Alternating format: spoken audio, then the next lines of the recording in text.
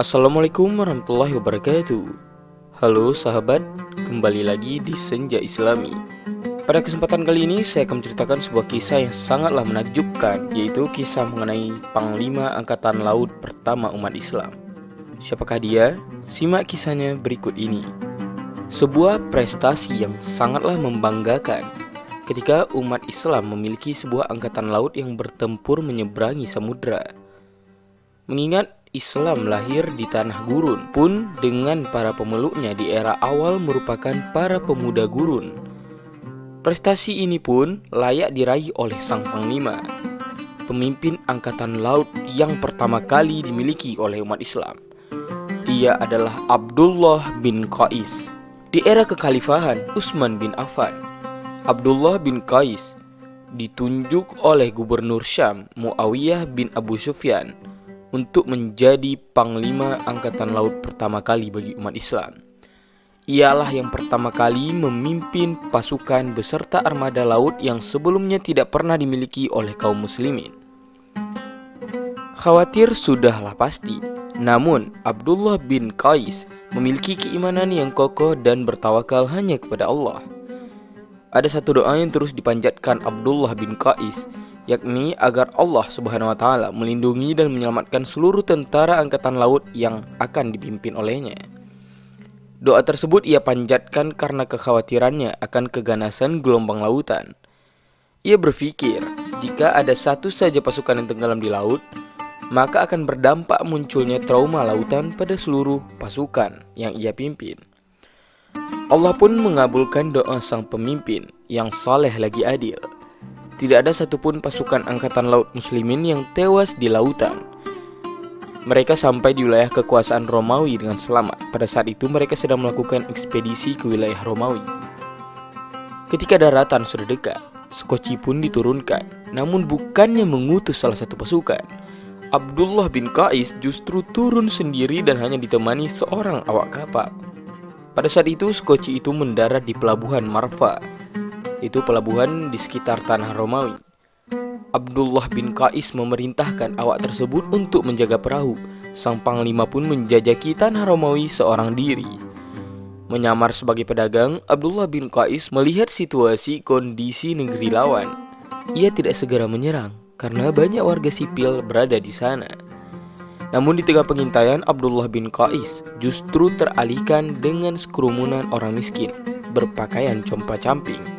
Hatinya terlalu lembut untuk menghiraukan fakir miskin ini. Meski berada di negeri kafir, ia pun mengeluarkan banyak uang, kemudian membagikan kepada orang miskin di tanah Romawi tersebut.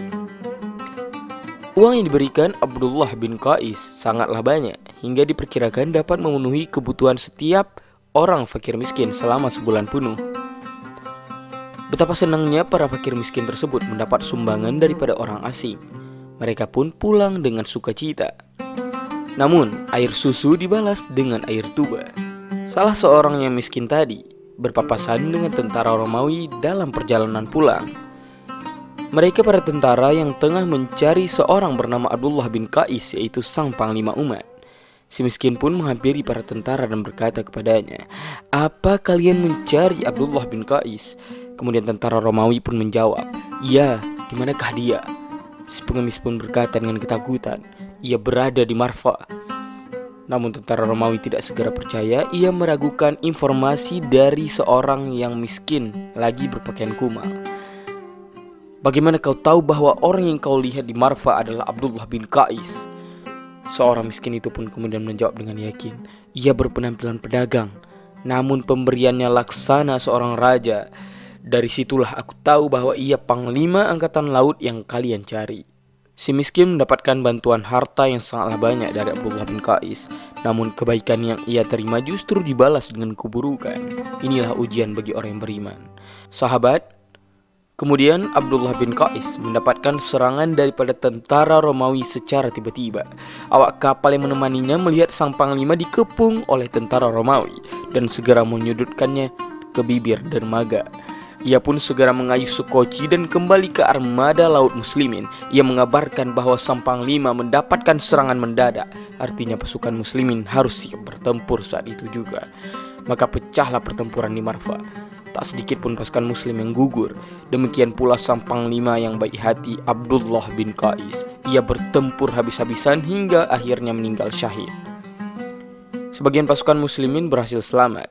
Maka diangkatlah panglima baru untuk memimpin menggantikan Abdullah bin Qais, yakni Sufyan bin Auf al-Adzi. Sayangnya Sufyan sang panglima baru berperangai sangat kasar. Ia seringkali berteriak, berkata kasar, marah dan memaki pasukannya. Para pasukannya pun merindukan sosok Abdullah bin Qais yang telah wafat. Sungguh kami kehilangan Abdullah. Beliau tidak pernah berkata kasar selama memimpin kami, ujar seorang pelayan daripada armada kapal. Sufyan ternyata mendengarnya dan segera berkata, "Memangnya apa yang ia katakan? Berpetualanglah, kemudian datang jalan keluar." Itulah kalimat yang selalu diucapkan Abdullah bin Qais untuk memberikan semangat pasukannya. Alih-alih mengajak berperang, ia justru mengajak berpetualangan di atas kapal. Benarlah ucapan sang panglima syahid. Mereka yang berperang mengalami petualangan pertama kali mengarungi samudra. Bukan hal yang sepele memupuk keberanian pemuda yang lahir di gurun untuk mengarungi lautan. Dari yang awalnya mereka menaiki unta sampai sekarang bisa menaiki kapal. Namun Abdullah bin Qais berhasil memupuk keberanian pejuang tersebut. Betapa bijak dan mulianya Abdullah bin Qais, sang panglima angkatan laut pertama kebanggaan umat muslim. Sosoknya sangatlah layak dikagumi dan menjadi panutan. Semoga semua sahabat dapat mengambil hikmah daripada kisah ini. Lebih dan kurang saya mohon maaf. Wabillahi taufiq wal hidayah. Assalamualaikum warahmatullahi wabarakatuh.